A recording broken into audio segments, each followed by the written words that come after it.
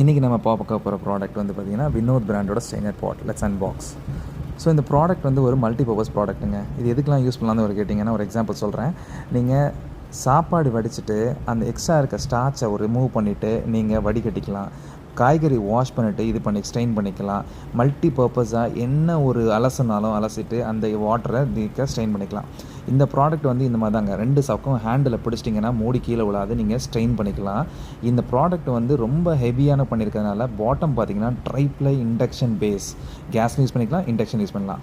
ஸ்டீலும் பார்த்திங்கன்னா heavy grade steel கொடுத்துருக்காங்க. So inside capacity 4 litres and 6 litres 2 பக்கம் வருதுங்க. இந்த மூடியில் பார்த்திங்கன்னா அந்த ஹோல்ஸ் கொடுத்துருப்பாங்க இல்லையா, அந்த ஹோல்ஸ் வழியாக தான் நீங்கள் தண்ணி ஈஸியாக வடிகட்டுற மாதிரி இருக்கும்.